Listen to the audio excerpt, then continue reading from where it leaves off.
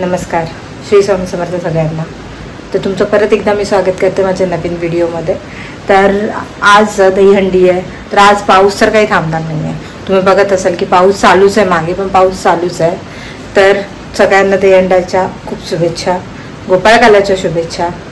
आणि आज मी सकाळपासून शूट केले ते तुम्ही बघाच, आणि मी तुम्हाला दाखवते की इथे किती छान वातावरण तयार झालेलं आहे। पाऊस जोरात नाही आहे, पण रिमझिम पडतोच आहे। इथे तुम्ही बघू शकता की किती सुंदर असा पाऊस पडतोय, आणि पाऊस थांबलाच नाही आहे। म्हणजे मी जेव्हापासून उठली आहे ना तेव्हापासून पाऊस चालूच आहे, आणि वातावरण एकदम मनमोहक झालेलं आहे। तर आधी मी उठल्यावर सकाळी थोडासा योगा केला, थोडंसं स्ट्रेचिंग केलं आहे, कारण तेवढंच मनाला बरं वाटतं ना। की कारण पूर्ण बेड रेस्ट असल्यामुळे झोपून कंटाळा येतो, आणि किती वेळ पडणार ना, पडून पण पूर्ण पाठ कामातून जाते आहे। म्हणजे जेवढं स्ट्रेचिंग आणि नॉर्मल जो बसून योगा करता येतो आहे तेवढा मी ट्राय करते की ते कंप्लीट करू म्हणून। आणि इथे मी थोडी योगासनं करते आहे, नॉर्मली आपली स्ट्रेचिंग वगैरे।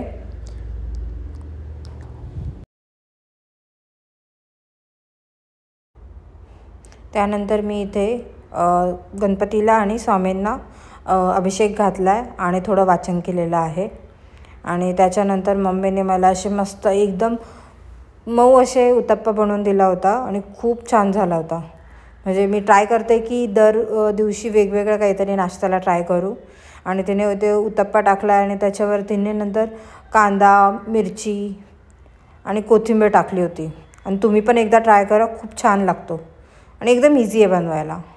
आणि जास्त काही हे नाही आहे, मी तर मोस्टली बाजारातूनच पीठ आणते आणि त्याच्यानंतर त्याच्यामध्ये मिरची, कोथिंबीर आणि कांदा टाकला आहे, आणि ते चीज पण थोडं टाकलेलं आहे। आणि तुम्ही बघू शकता किती कलरफुल दिसतो आहे उत्तप्पा।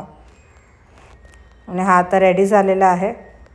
आणि असं मी सकाळी नाश्ता करून घेतला हिरव्या चटणीसोबत, आणि त्यानंतर मग थोडं आराम करून मग दुपारी जेवण केलं। तर वांग्याची भाजी, चपाती आणि दही खाल्ली होती मी। इथे मम्मीने सत्यनारायणचं आज दिवस दुसरा होता, त्याचं वाचन सुरू केलेलं आहे। आणि तुम्ही बघू शकता की म्हणजे घरात पूजा असेल तर घर प्रसन्नच वाटतं। आणि नंतर पप्पांनी आणि आम्ही सगळ्यांनी मिळून आरती केली आहे, आणि आरती केल्यानंतर तर खूप प्रसन्न वाटतं घरात। म्हणजे कोणतीही पूजा असू दे, पण घरात जर पूजा असेल किंवा आपण वाचन करतो आहे तर ते खूपच छान वाटतं, प्रसन्न वाटतं वातावरण। त्यानंतर मी संध्याकाळी दूध घेतलेलं आहे, आणि त्यानंतर हा बेबी बंप बघू शकता आता जरा दिसून येतो आहे की म्हणजे वाढलेलं पोट असं। आणि त्यानंतर संध्याकाळी आम्हाला हनुमानाच्या मंदिरात जायचं होतं, शनिवार होता तर ते त्यासाठी मी ते दिवे बनवते। तर तुमच्याकडे पण असे दिवे घेऊन जातात का शनिवारी हनुमानाच्या मंदिरात? तर नक्की कमेंट करून सांगा। तर इथे मी अशा पद्धतीने गव्हाचं पीठ म्हणून दिवे बनवलेत, आणि त्यानंतर आम्ही निघालो आहे हनुमानाच्या मंदिरात। आणि आज खूप दिवसांनी मला बाहेर जाऊन खूप छान वाटलं। म्हणजे मी मोस्टली घरातच असते, तर बाहेरचं वातावरण तर खूप छानच होतं कालचं, आणि खूप छान वाटलं। आणि इथे आम्ही आता मंदिरात पोचलो आहे, आणि हनुमानाच्या मंदिरातून बघू शकता किती गर्दी आहे।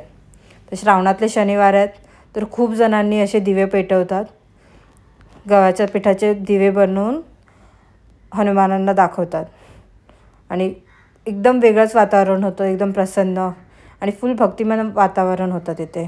त्यानंतर आम्ही दत्तगुरूंच्या मंदिरात गेलो, तिथे थोडं पाया पडलो, आणि नंतर दहीहंडी बघायला गेलेलो, पण कोणी आलेच नव्हते गोविंदापथक दहीहंडी फोडायला तोपर्यंत तरी।